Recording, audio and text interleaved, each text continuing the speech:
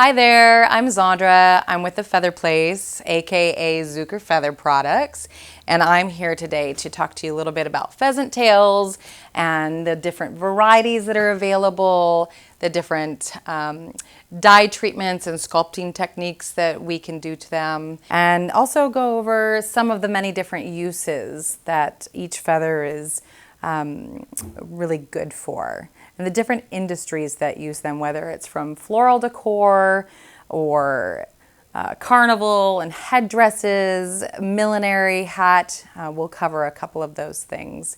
But each tail feather it's biologically like a fingerprint. So there are really no two tail feathers that have the same markings. Each feather is going to be unique into itself. The male birds tend to be a little bit more attractive and colorful. They usually produce the longer tails as opposed to the female. A good example of that is with the ringneck pheasant tail, where you see a female ringneck might range 4 to 14 inches, and the male birds, those feathers will range like 4 to 35 inches. And the different styles of pheasant that we currently offer, starting with the ringneck, which is indigenous to the US. We also have what is called golden pheasant. We have also silver pheasant, Lady Amherst, and also Venery. So first I want to cover what is known as the ringneck pheasant tail. The female ringneck has this really beautiful sort of V-shaped markings on them. They range in color from natural reddish to browns to a dark brownish black in their natural barred markings that you see across the center of the quill. But the pheasant tails, the female pheasant tails definitely range a lot smaller. The male tails get a lot longer than the female. Really beautiful natural browns with what we call a darker brown or a blackish barred marking across the center of the quill. Some of the different dye treatments that we do to the ringneck is what is known as a bleached dyed, where we actually degrade the feather down. It's very similar to dyeing hair or bleaching hair. If you've ever experienced that, you can take it a little too far and burn the hair out. The same goes for feathers. This is about as light as we can get it. We take out the natural markings, can degrade it down to a nice light beige color before adding some really bright, vivid colors. So whether you're doing something with a floral arrangement or you're doing a headdress for a carnival, we offer a lot of different dye treatments. Another one being the stem dyed. As you can see, there's a lot of natural markings that are still visible in the stem dye, as opposed to how light a bleach dyed pheasant tail can get. Another dye treatment for the ringneck is what we call tipping. And tipping is like a double process. We can triple tip too if we really need to. But this is where the bottom of the feather is dyed one color and the tip is dyed another color. And we can do it a 1/4 inch, we can do it halfway down. It just depends on what style of tipping you want for your feathers. So we often get asked a lot of questions about curling feathers. We do have another video that you can watch on our YouTube channel that gives you a lot of tips on curling and glittering and just a lot of different styles and treatments that you can do to feathers. But typically with curling a feather, it does help if the feather is actually parried, which it doesn't have to be, but parrying a feather means that the center of the quill or the shaft is pretty much shaved down in half. So it makes the feather a lot more pliable as opposed to the stiff quill that, normally the tail, you can curl it, but it'll just pop back in shape unless you manipulate the feather with the blunt object, like the blunt side of your scissors. But you can manipulate it and soften the center of the quill so that you can get it to bend how you'd like.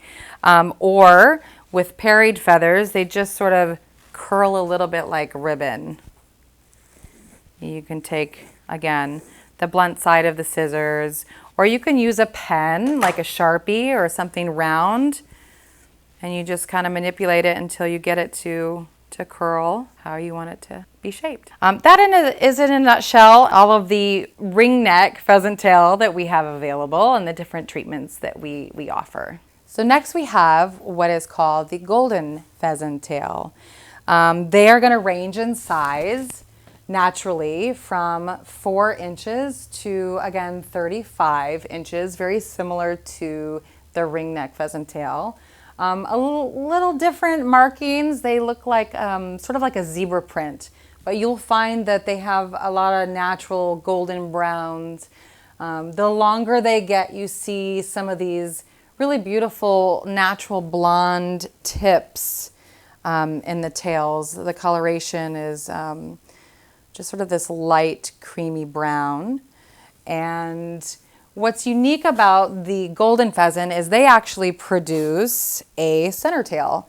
And the center tail has a little bit more of a mottled or speckled natural marking on it, as opposed to, say, the zebra, sort of a zebra print on the tail feathers.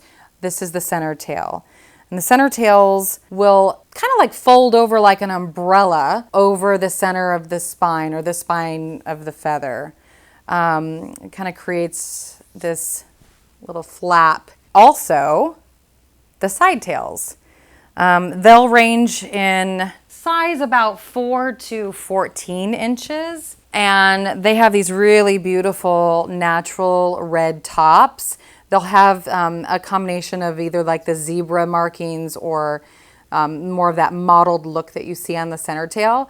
But they're going to be naturally like a golden brown with the darker blackish dark brown markings. But the tips of these tails are just exquisite. They have a little bit of more of a reddish tone on the front, and on the back side they sort of have this luminous orange tone to them.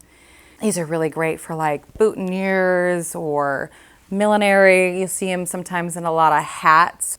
So some of the treatments that we do for the golden pheasant is primarily a bleach dyed. Again, we degrade it down to a light beige or brown color before we burn it, and which we don't do ever.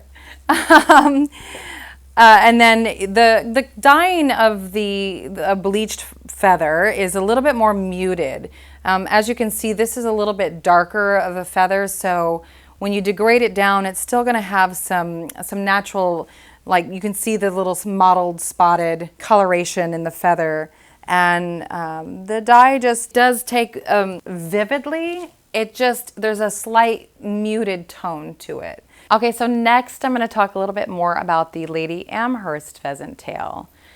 This is an all-time favorite of a lot of milliners and hat designers. Also carnival, you see a lot of really beautiful, colorful, dyed Lady Amherst tails and headdresses and back pieces. And this feather doesn't come in as many sizes as the ringneck and the golden pheasant. It will range about 4 to 35 inches and up. Some of these can get quite long, but 35 is sort of an average height. But as you can see, they get much longer. They can. This feather is really beautiful. It's got right and left side, so you'll see that the natural markings from a left to a right. You have the barred markings with a natural light brown and almost like a light gray tone to the feather, whereas the other side, on the other side of the stem, it's going to be more mottled and speckled in the natural marking with the natural browns, almost blackish brown to that light grayish beige tone. So the Lady Amherst pheasant tail is very similar as the golden pheasant in that it produces a center tail and some side tails. The side tails are going to range 4 to about 14 inches.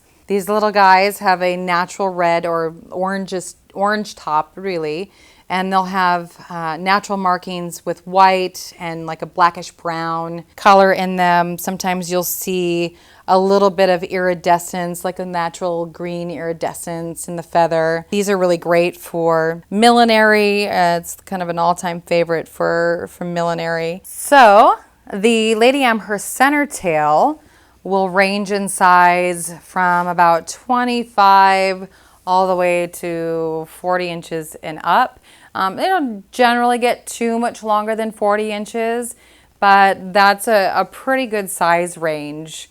These are going to be definitely looking like a little zebra here. There's the natural white and black markings across the body of the feather.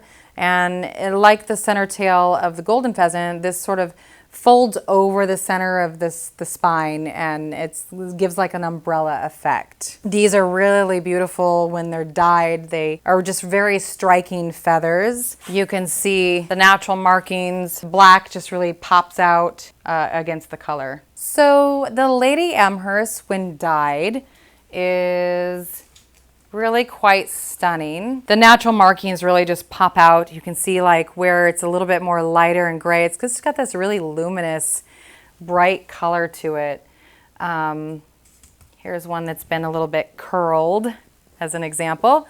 But we don't generally degrade this feather or bleach it out and bleach out the natural markings. I think, you know, it's a little bit more rare and unique of a feather. The markings are just so beautiful. Why would you want to erase them? That's not to say that we can't. It's just, it is quite beautiful to see the natural markings. It's a lot more striking, I think. So Lady Amherst can also be curled. And a lot of milliners use this, especially like for Kentucky Derby hats, bridal. I get asked a lot about curling Lady Amherst. We often get people sending us images of different hats that have been styled with this particular feather.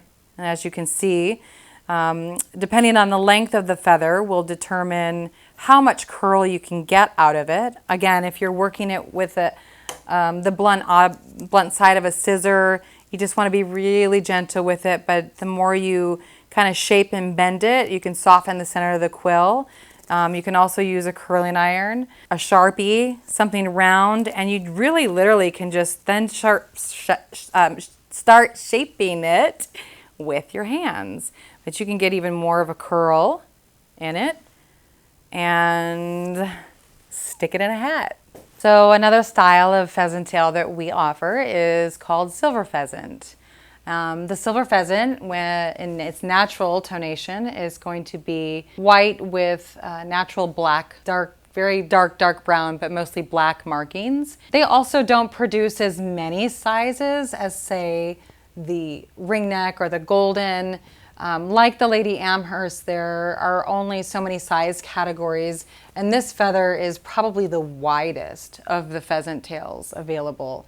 But they will range in from 4 to 35 inches and up. The longer they get, the less natural markings you tend to see in the feather. But it's not like you're gonna get any in all of your feathers like that. As mentioned before, each feather is sort of like biologically like a fingerprint, so you'll see the natural striations in just about any feather, and it's very random. No two feathers are alike.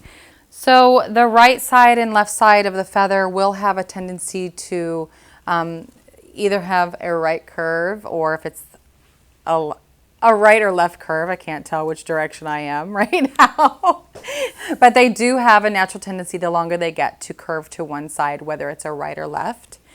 And you will see a lot of variation with the natural markings in the pheasant. The smaller that it gets, sometimes, you know, almost just covered in black or just a little bit compared to more of that zebra print. And of course, you can curl the silver pheasant if you want it to lean a little bit more to the right or the left, as you see in this feather here. Whether you're styling, you know, a head piece or a back piece or an arm piece maybe, You'll find some really fun and exciting techniques, even like for glittering or rhinestoning, painting on feathers. So that's a really fun tutorial as well. So obviously, because the silver pheasant starts out very light and white naturally, it's going to absorb the dyes very vividly. You can see these really beautiful bright colors, just pretty gorgeous. So lastly, we have what is called Venery Pheasant tail, or also referred to as Ríos. This is definitely going to be the longest that the pheasant tails come in. They will range in size from a 4 to 6 inch to 70 inches and up. As you can see, these feathers can get really long. They're generally used for a lot of cultural dance like Aztec. You'll see Aztec Mayan headdresses that are just, you know, really beautiful. These feathers really know how to dance. They're used a lot in carnival, floral decor.